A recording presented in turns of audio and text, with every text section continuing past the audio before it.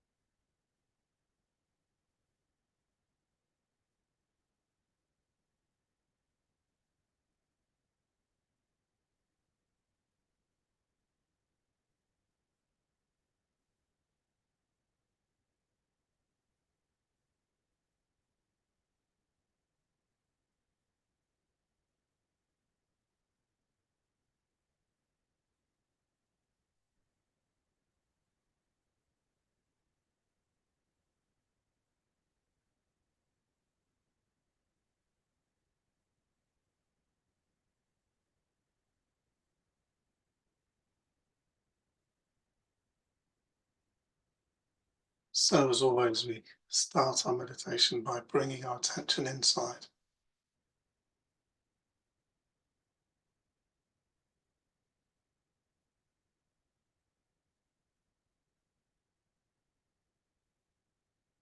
Just notice how you're feeling, particularly what you're feeling in your hands, what vibrations you can feel,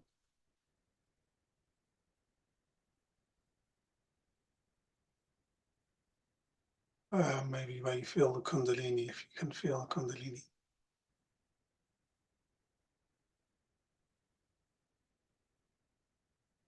And always start at the beginning of meditation and just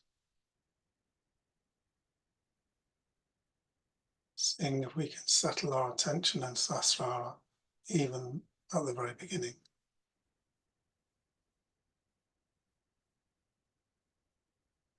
Just seeing how easy that is to do, or if it's not easy to do.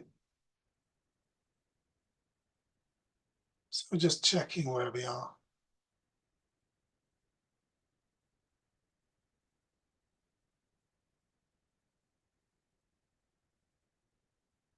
It's always risky to talk about what Sri Mataji has and hasn't said, but I remember a quote that I may or may not remember correctly, but anyway, what I remember is a very sweet saying. Sri Mataji said that something along the lines that human beings often forget that the only journey they have to make is from Muladhara to Sahasrara.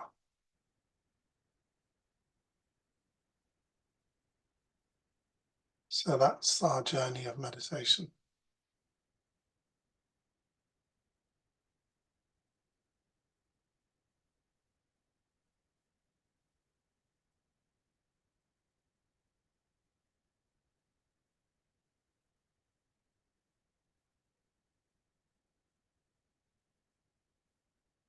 So we can start just within ourselves, all of us, by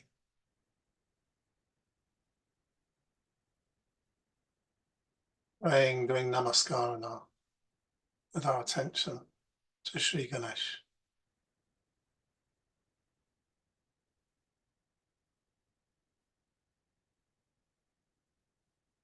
And in our own way, we can all ask Sri Ganesh to please bless us in this meditation with his attention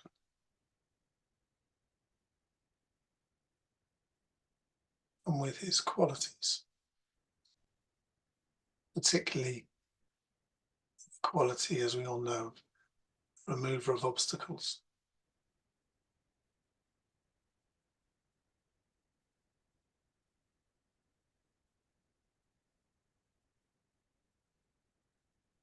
So we can simply all ask within ourselves, Sri Ganesh, to please remove all the obstacles to the rising of Kundalini.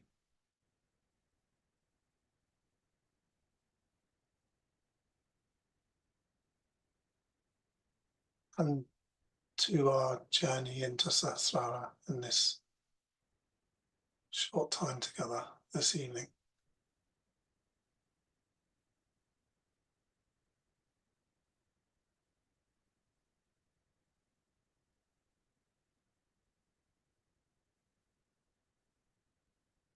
We can say the mantra of Sri Ganesha one time.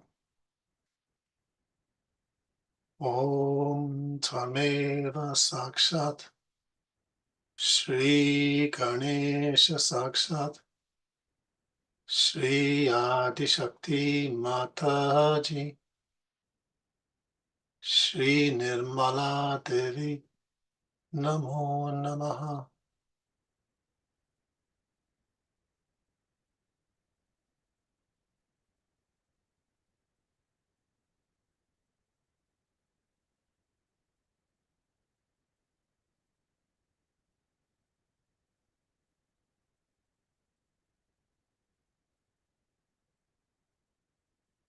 So we can bring our attention up from the Muladhara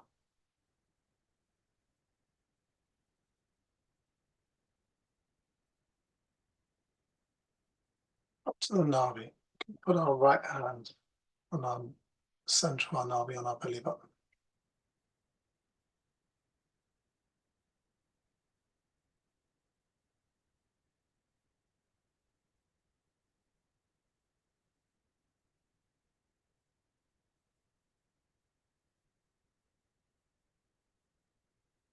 And we can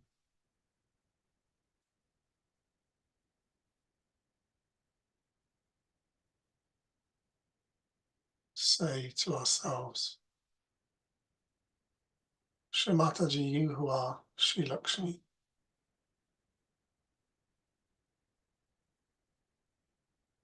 please help me or allow me to feel peace and satisfaction in my life.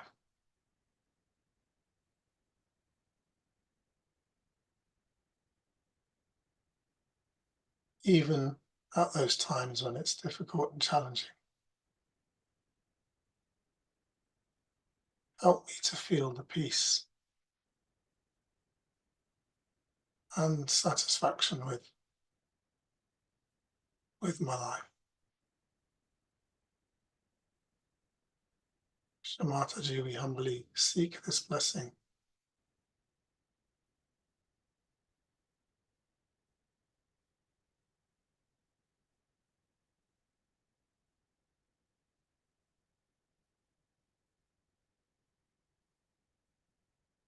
Help our attention go to those things which nourish us, those things which support us and sustain us.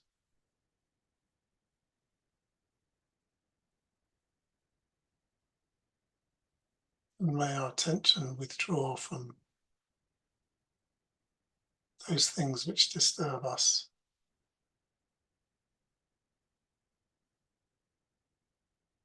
or unsettle us. We might take from our day, from our life, that which is nourishing and good.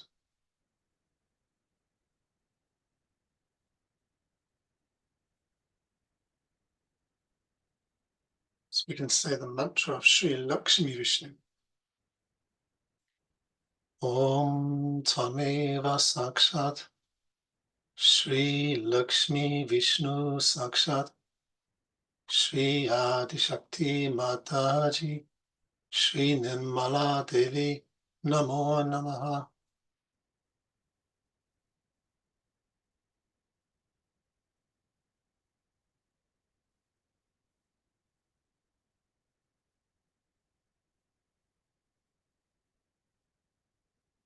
So if we now draw our attention up to the heart, to the left heart, at our right hand on our left heart.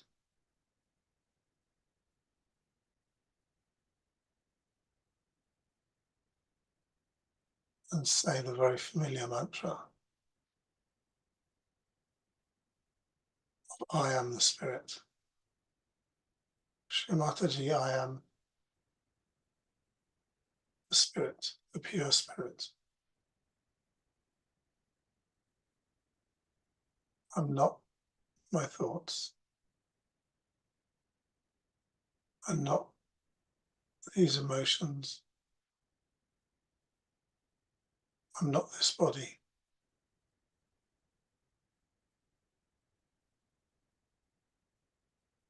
But I am the pure Spirit, the witness to it all.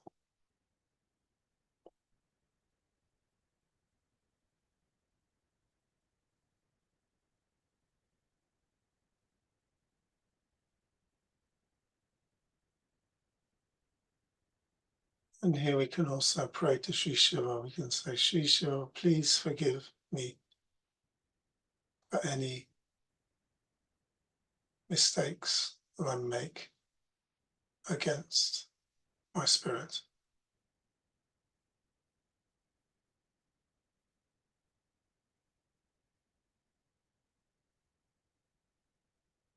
Please forgive me for any ways in which I deviate.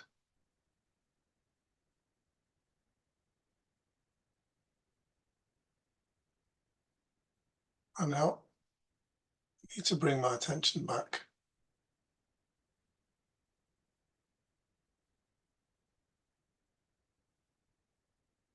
to that witness state of the spirit.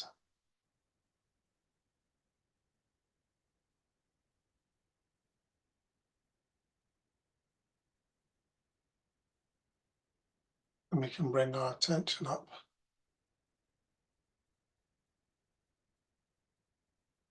through the Vishuddhi chakra,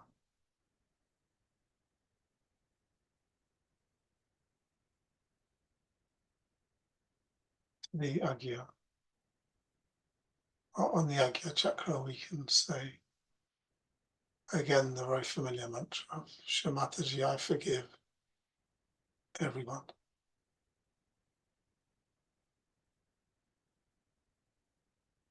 Shri Mataji, I forgive everyone.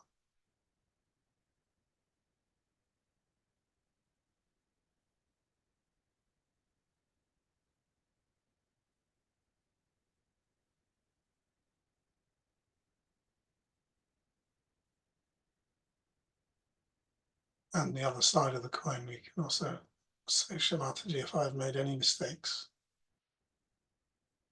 or for those mistakes that I've made, please forgive me.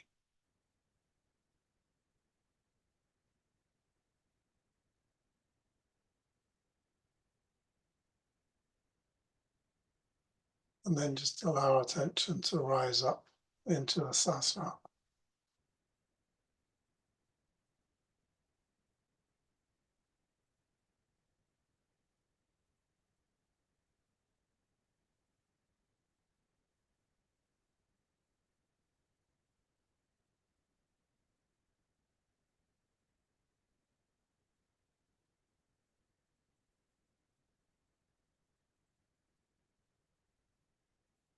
And with our attention in sasana,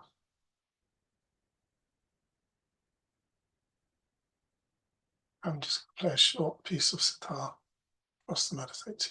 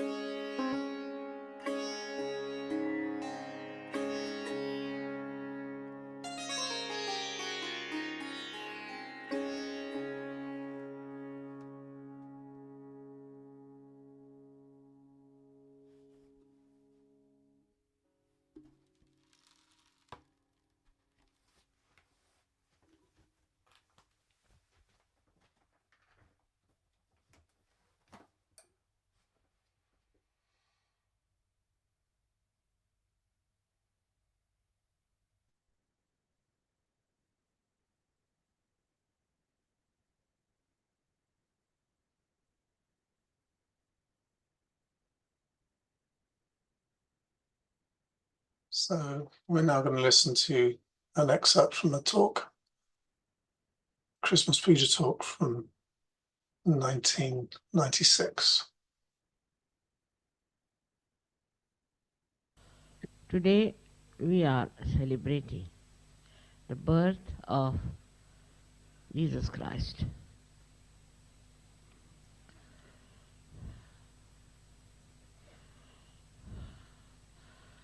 The birth of Jesus Christ is very symbolic because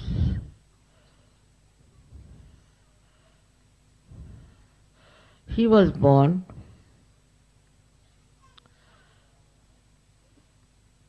in such a manner that even the poorest of poor won't be born in the stable. And he was put in the bed which was made of dried grass.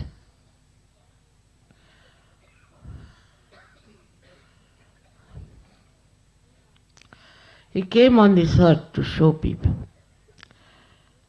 that for a person who is an incarnation or who is a highly evolved soul is not bothered about the comfort of the body.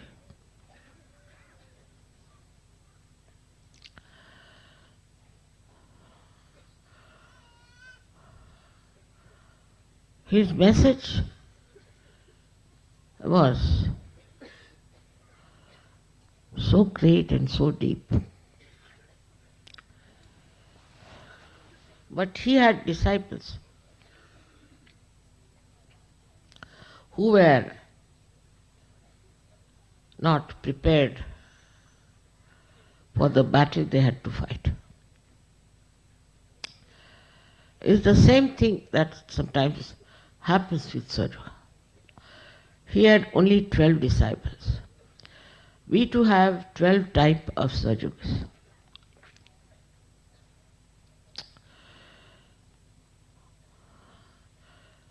And all of them, though tried to dedicate themselves to Christ, fell a trap, some of them, to the worldly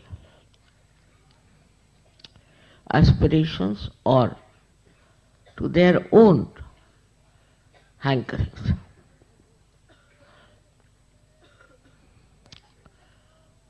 His message of love and forgiveness is the same even today. preached by all the saints, all the incarnations, all the prophets. They all have said about love and forgiveness.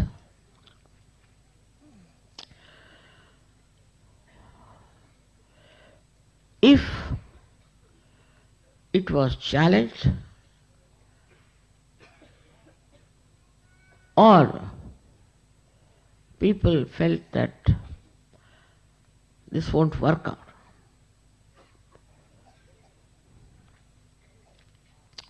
they were asked to have faith in what he said. But they were simple people in those days, so they obeyed him. Some of them definitely were very good. Some of them half-baked, and few of them were people who were doubting.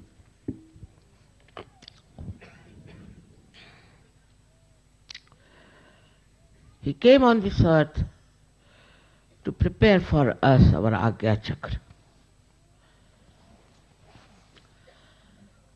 And despite all his efforts, one finds very difficult that the people who follow Christianity have the worst type of Agya. Worst type. Extremely aggressive, extremely planning type, futuristic. I mean, all the troubles of the right side are found in those countries who claim to be Christians.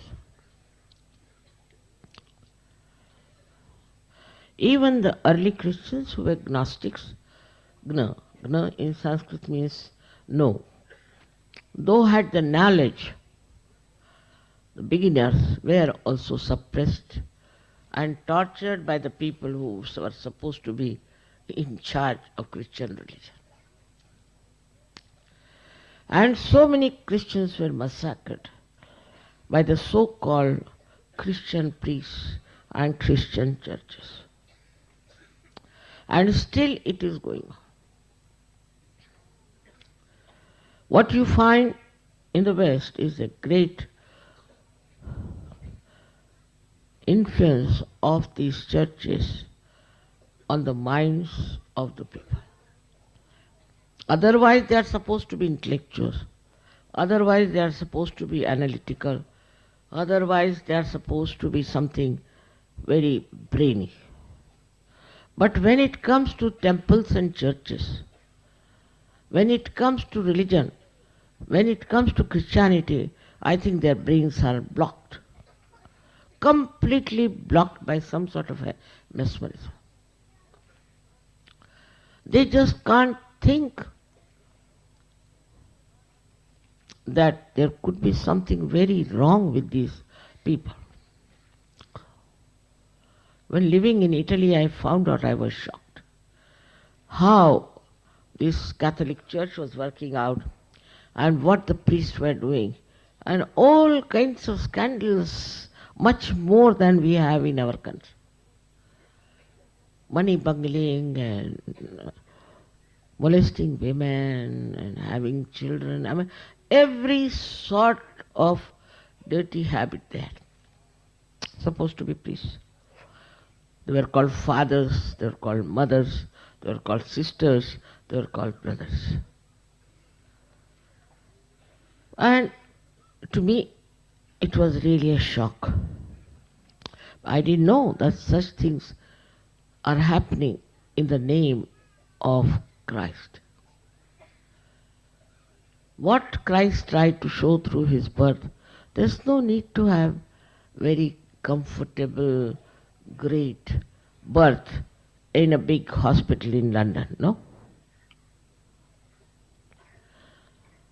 The simplicity of his birth should have made all the Christians extremely simple and not at all money oriented.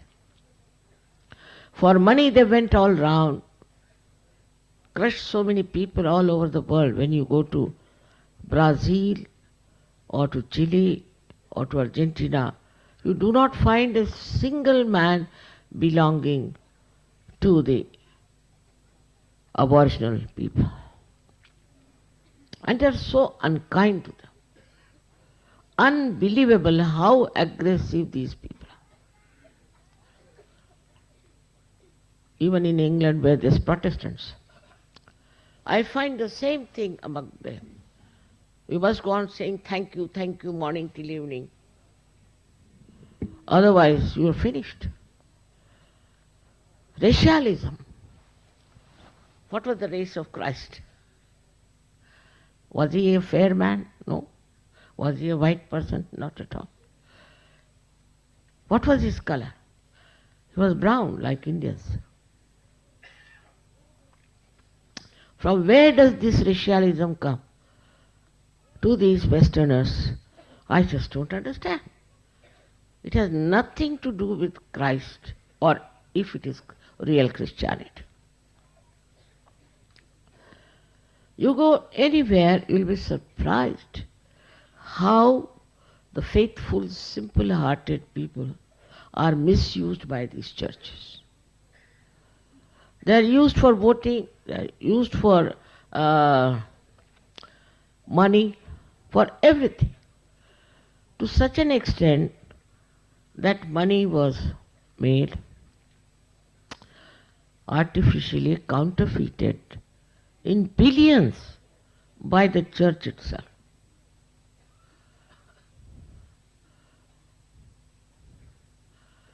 Such autocracy, such control, such authority they had, that whatever they did was, the Pope is infallible, whatever he does is all right. No idea of sinning, no idea of hell, no idea of Christ, which was nothing but purity and innocence. Christ has taken a hunter in his hand and hit all the people who were selling in front of the temple, because God cannot be sold. They were not selling God, they were selling only goods, but he said the respect of the temple. Talked about the respect of the temple. Another great thing Christians have done is to blame Jews for killing Christ. Wonderful people. Put all the blame on others. This is the speciality of Christians even today. Is to put the blame of what wrong you are doing on others. It's very common. And this is what you see very clearly in those countries who call themselves Christians. They blamed Jews. First of all, those who were Jews that time might have been Indians later on. All right. So they don't believe reincarnation. Do you mean to say the same Jews who were there are born again? Thirdly, that the Jews never killed Christ, never, because in the multitude. How can he decide? It's the judge who decided and ordered. He was a Roman. So the Roman Empire didn't want to take the responsibility of his death, so they said Jews have killed. So Mr. Hitler got after them. And he really tortured them, really. It's too much. One can't even understand. How can he believed in Catholic religion? How could he kill small little children in the gas chamber? But now the same people who were tortured are also becoming very aggressive. And now they are against the Palestinians, and the Palestinians on their own are Muslims, and the Muslims are playing a havoc all over. So when you go through the history and see life of Christ, what do you find is aggressiveness. From one to another, from that to another, passing from one to another. If somebody slaps somebody, the another person will try to kill that person. So this religion has created this divisiveness. People are just killing each other in the name of God, in the name of religion. Even in Sahaja Yoga, you will be surprised. I have seen people taking advantage of my name or trying to get into some mesmeric groups. I can't understand. Using my name, using my photograph. So beware. This should not happen to you people.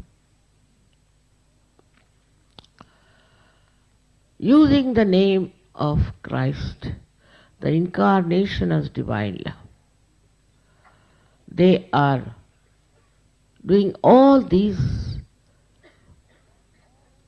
works of violence, hatred, of cheating. I mean, very debased people.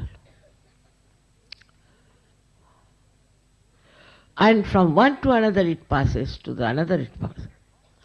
Same thing happens in Sahaja Yoga. If I told somebody that you are no more a leader, somebody else is the leader, immediately that person gets angry.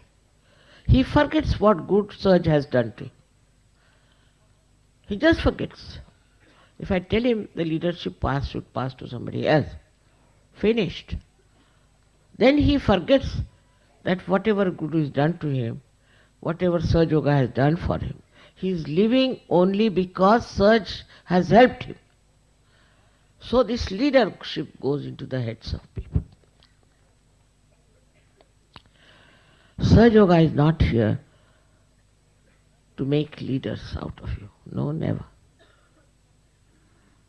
It is just for convenience we have leaders.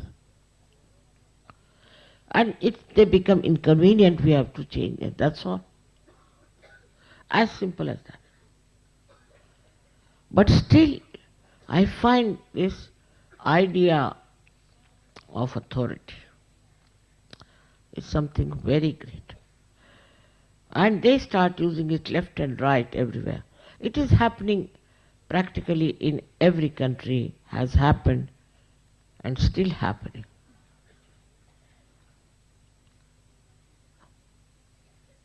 Which is a very sad thing.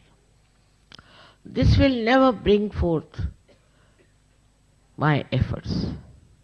My effort is to synthesize the whole, not to divide. By no chance to divide. Only thing, whatever is wrong, whatever is unholy, has to brought to your notice. See, as a housewife, when we clean the rice, there are some white stones in it. We take them out. We don't cook rice with that stone, do we? And such stones have to go out. So some of them are just like stones. You cannot change them. Namadeva has said that they are like a fly, who when lives gives us trouble by coming on our food and by making us feel nauseating. And if by mistake we take her inside our stomach, she is dead, but still she troubles us. These are all Rakshasas, I should say. They can never understand Sahaja Yoga. And they will always try to trouble us. But what must the people who have achieved Sahaja Yoga should do? Should they also take to such methods?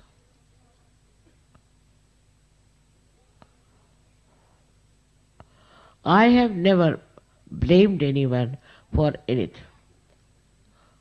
Like people say, Mother, he didn't give any money to Sir Yoga, so he lost all his money. I never say like that. He should have donated some money. I never ask for donations, I never ask for money. Every time I say it's all sufficient. Don't give. I have never asked for a single pie from anyone to be given to me, even when I need it. Because I know I don't have that problem.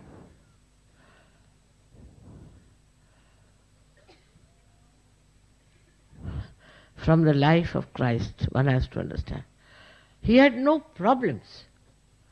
He was fearless. He knew he was the Son of God. He had no problems at all. He faced everything, even his crucifixion. And people, I think, liked his crucifixion or what, they carried the cross. Of course, is the transformed symbol of swastika, no doubt, but still, he had to sacrifice his life. He sacrificed his life for all the human beings, not for only white or black, brown or blue, but he sacrificed his life for all of us so that we could cross over our Agya.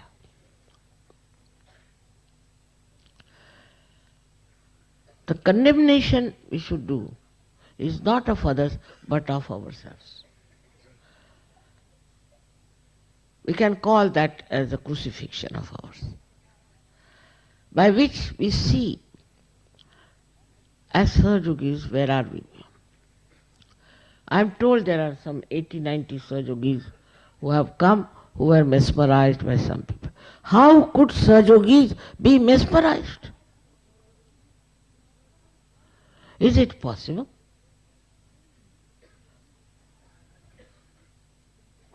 They never must be praying, they may not be doing meditation.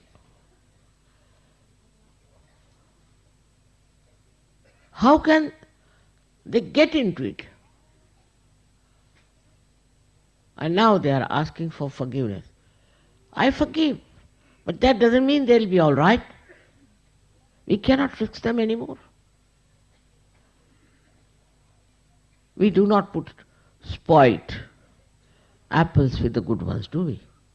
There's no wisdom. They are already spoiled, and they should keep out till I say. They should not attend any center. They should not come to any puja. They should let them cleanse themselves. Though a rotten apple cannot get well, they can. They should try to understand that they were not Sahajogis. If a Sahajogi can get mesmerized, then what's the use of doing Sahajoga? What's the use of getting your Kundalini raised?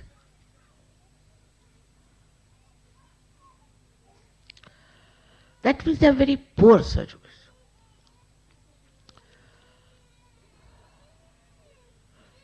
Surprisingly, I have not seen this kind of a phenomena in the West. Very surprising.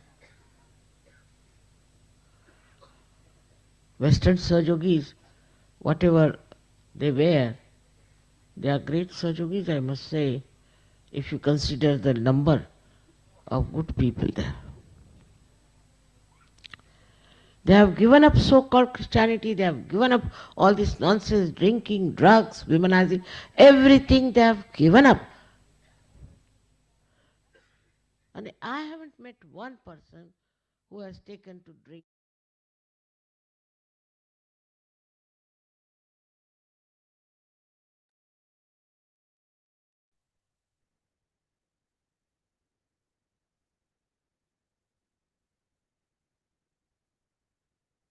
So we can draw our evening together to a close.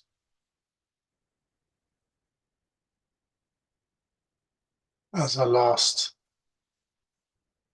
collective action, we can all, with our attention in Sasvara, we can just thank Sri Mataji for, well, for all of it, for giving us our realization, for teaching us everything that she's taught us, for bringing us together as one.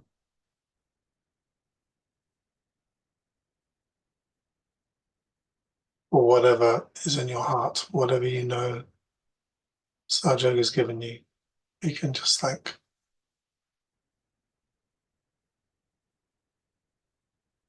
Shri Mataji at this point.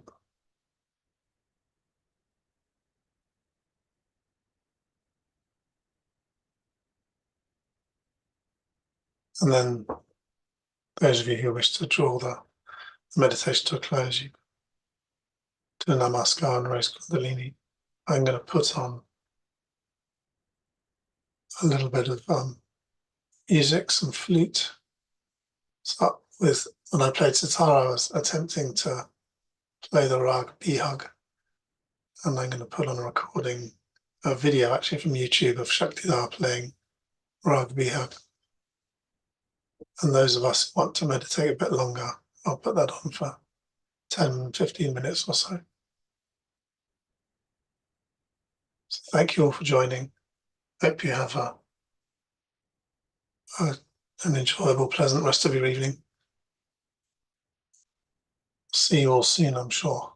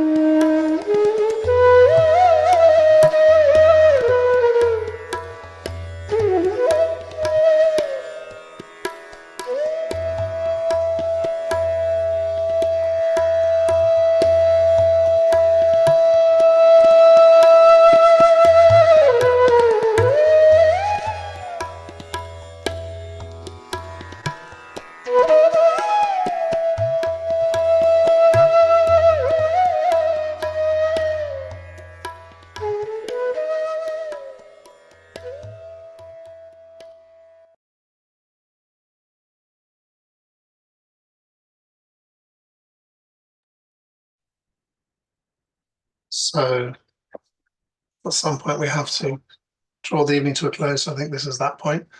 Thank you for coming, as I said before, and see you all soon. Jai Shri Mataji.